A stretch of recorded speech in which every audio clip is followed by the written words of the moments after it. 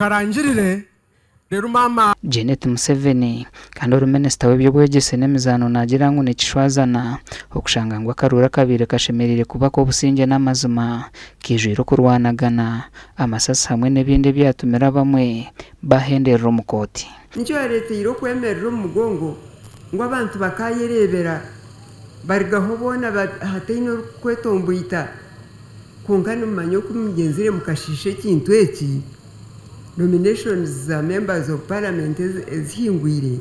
It was a circus, but that was because mukanga kuba mazima mwayanga kukora omusinge mwayanga kuba besugwa mwashisha movement mwahereze ekishani kiri munongo ihanga ryona timwe mwenka ahantu hona hingi ba members ba parliament bona babiri nebetomboita rero bazo mu tribunal rero na hati process nekigumizamu ahago kwanga kukora by'amazima ayongere yajemerera abo bona ababire batandika kubaganisamwe abantu muri ntunga mahabwa karuru na no kushisha kibina cha NRM. Mwen nimbashaba So I'm asking you and I'm begging you that you remember mugome muyifite mugome mukore ebintu ebishikire ebyosinge ebine kitinisa haza muja kureba ntungamo yagumira iyo singe obutura bwone. Dr. Tango Doi nagira ngo kuteza karuru ko buciko bwa NRM mu district ya Ntungamo kakazamu kwebaganisa mu kwa manu mbantu ekiretire bombira babire besimbire Sebastian Bitaruho na Asumani Kigongo babashazamu batahwa bakazi. You come to an election, you cannot declare a winner. Now I want to tell the delegates, why are we voting only women in this position?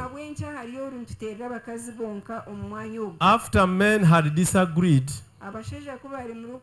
we got a petition that the deck is not constituted by 2/3 of women. Mama Janet is the chairperson. There was no other woman. So the legal director guided us. Not Tango Doi deciding, the legal director.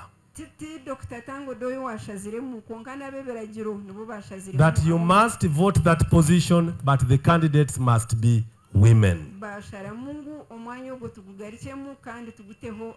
Ako birungi eturungi cha Uganda negendana n'amateka negendera mu mateka ntabwo eco egera tumuvuro eruho so urata amazurwe yatamazurwa azo mukoni ibi byona nibyira bitanibyikerezo ntabwo eco hata ni kugabanya tunga hati turi eka akarora kaza kwisha nominations kuzirije muze nyuma y'abantu abakwasire ebendera. Agnes Tushabe no watorinwe nkasekorotare wa finance wakachiko akakora ka NRM habwa district ya Ntungamo kandi ugwahire y'obururu bishatu 9 na mushanju beito bira mwesimbire ho Regina Beno Mugisha ayihire yiga na 5 na mukaga gasha kwa Elias Rotugusa.